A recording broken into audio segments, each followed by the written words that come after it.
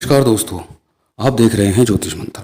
दोस्तों, हमारे समाज में सास बहू का रिश्ता बहुत ही अहम होता है। कोई भी नई बहू अपने लिए एक ऐसी सास की कल्पना करती है जो उसे स्वतंत्रता से रहने की आज़ादी देगी और बेटी की तरह रखेगी। सास भी अपनी कल्पना में एक आदर्श बहू की कल्पना रखती है, परंतु सामाजिक मर्यादा और औपचारिकताएं इस रिश्ते में तनाव ले आती हैं। दोनों एक दूसरे का तुलनात्मक अध्ययन करते हैं जो किसी भी तरह से उचित नहीं होता, और ऐसे तुलनात्मक अध्ययन के कारण धीरे धीरे दोनों में तनाव उत्पन्न हो जाता है। छोटी छोटी बातों पर घर में कलेश उत्पन्न होते हैं, और कलेश कई बार इतना बढ़ जाता है कि घर टूटने की नौबत आ जाती है। यदि घर में इस प्रकार का माहौल बन जाए तो सबसे पहले अपनी कुंडली का और साथ ही साथ अपने घर के वास्तु का आकलन जरूर करा लेना चाहिए। परंतु मित्रों, आज मैं जो उपाय आपको दे रहा हूँ वो 100% कारगर है। आप करके देखिएगा, लाभ जरूर मिलेगा। कुछ वास्तु के उपाय हैं और कुछ वैदिक और तांत्रिक उपाय हैं। तो पहले मैं वास्तु की बात करता हूं कि घर में थोड़ा सा वास्तु का सुधार किस तरह से करें। सर्वप्रथम, सास बहू जब भी कंघी करें तो दोनों अलग कंघी का प्रयोग करें, एक ही कंघी का प्रयोग ना करें। और कंघी करने के बाद जो बाल निकलते हैं उन्हें कभी भी इकट्ठे ना डालें, एक साथ एक जगह ना डालें। दूसरा उपाय है, सास ने जो जेवर एज ए गिफ्ट उपहार स्वरूप विवाह के समय बहू को दिए उन्हें अन्य जेवरों से अलग करके रखें, एक साथ कभी भी ना रखें। सास बहू अपने मैले कपड़े कभी भी एक साथ नहीं रखें, ना ही एक साथ धोएं। यह है मित्रों, खाना जब भी बनाएं अपने पति के लिए, सास ससुर के लिए, तो प्रसन्न मन से बनाएं, क्योंकि जैसा खाए अन्न वैसा रहे मन। सूर्यास्त से लेकर के रात्रि के लगभग 9 बजे तक अपनी सास के साथ बैठने का अवॉइड करें, उनके साथ बैठ करके बातें कम करें। अगला उपाय, शनिवार की शनिवार आपको सेंधा नमक का पोछा पूरे घर में लगाना है, या सेंधा नमक एक मुट्ठी लेकर के पूरे घर में से एंटी क्लॉक घुमा करके फ्लश में डाल देना है। इन उपायों से नकारात्मकता, नेगेटिव एनर्जी खत्म हो जाएगी और आपकी सास के साथ आपके जो संबंध है वो कहीं ना कहीं मधुर होते चले जाएंगे। इसके अलावा वास्तु के एक उपाय जरूर कर लीजिएगा। यदि सास ससुर का कमरा नैऋत्य कोण में नहीं है और बहू बेटे नैऋत्य कोण में रहते हैं, यानी कि दक्षिण पश्चिम दिशा के कॉर्नर पे, तो वो तुरंत अपना कमरा बदल दे, क्योंकि दक्षिण पश्चिम दिशा गृह स्वामी की होती है, घर के बुजुर्गों की दिशा होती है। अगर वहाँ बेटे बहू रहेंगे तो ईगो आएगी और उस ईगो के चलते लड़ाइयाँ शुरू हो जाएंगी। दोस्तों, ये थे वास्तु के कुछ उपाय। अब मैं चर्चा करता हूँ कुछ वैदिक और तांत्रिक उपायों की।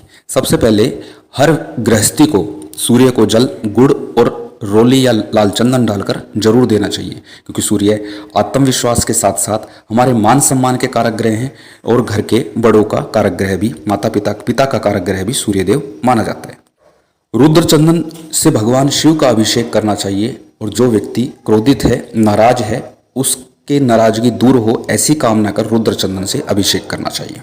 मित्रों, लाल चंदन और शहद मिलाकर के भगवान शिव के शिवलिंग पर अभिषेक कर दीजिए, यानी उस पर लेप कर दीजिए, और उसके बाद शुद्ध जल, गंगा जल मिला करके स्नान करा दीजिए। इससे निश्चित ही तनाव कम हो जाएगा। ये कुछ वैदिक उपाय थे जो करने से तनाव और झगड़े खत्म हो सकते हैं, कम तो जरूर होंगे, और इन्हें हर गृहस्थी को करना ही चाहिए समय समय पर। साथ ही साथ पीपल में जल हर गृहस्थी को जरूर देना चाहिए। कुछ तांत्रिक उपाय मैं बता रहा हूँ जो करते ही तुरंत लाभ देते हैं। निश्चित तौर पे उनका प्रभाव शीघ्र हो जाता है। पहला उपाय है, पीली सरसों, थोड़ी सी 4-5 चुटकी पीली सरसों लेकर के पूरे घर में से घुमा करके दक्षिण दिशा की तरफ डाल देनी है, और ऐसा आपको हर रविवार को करना है। दूसरा उपाय यह है कि सास या ससुर जो भी नाराज हो, अगर सास नाराज है तो काली कुतिया को, और ससुर नाराज है तो काले कुत्ते को, बनी खाने में जब खाना बनाते हैं तो आखिरी रोटी जो बचती है उस आखिरी रोटी पर तेल लगाकर सास के लिए काली कुतिया को और ससुर के लिए काले कुत्ते को रोटी देना आरंभ कर दीजिए। तनाव खत्म हो जाएगा। इस रोटी के ऊपर शनिवार के दिन जो काले कुत्ते और कुतिया को देनी है, शनिवार के दिन सास या ससुर का नाम काले शाही से लिखकर कुतिया को देंगे तो भी इसका रिजल्ट बहुत जल्दी आएगा, क्योंकि ये तंत्र कहलाता है और तंत्र का रिजल्ट बहुत शीघ्र मिल जाता है। एक मुट्ठी जौ ले लीजिए और किसी भांति अपनी सास का हाथ लगवा कर रख लीजिए। उनका हाथ लगवाने के बाद में आपने कम से कम 3 रात अपने सिरहाने रखने हैं, और चौथे दिन उसे दूध से धो करके बहते तेज पानी में प्रवाहित कर देना है। यानी बुधवार को आपने इसे हाथ लगवा करके अपने सिरहाने रखना है, बुध, बृहस्पति, शुक्र, और शनिवार को किसी भी समय दूध से धो करके प्रवाहित कर देना है। ऐसा 9 शनिवार आपको करना है। जौ को हाथ चाय बेशक से एक बार लगवा लेना, किसी बहाने से मंगवा लेना उनसे, और इस उपाय के करने के बाद में दोनों के बीच में मन मुटाव खत्म हो जाएगा। अगला तांत्रिक उपाय है कि सास की जितनी उम्र हो चुकी है उतने ही चावल के दाने आपने लेने। चावल के दाने टूटे हुए नहीं होने चाहिए, बिल्कुल साबुत होने चाहिए। और उन चावल के दानों को 2 पान के पत्तों के बीच में रख करके पान के पत्तों को फोल्ड करना और मोली से बांध देना। मोली से बांधने के बाद में कोई पौधा ले लेना, अशोक का ट्री हो, अनार का हो, या किसी भी तरह का कोई पौधा हो। उस पौधे को, छोटा पौधा लेना है, गमले में या किसी पार्क में लगा देना।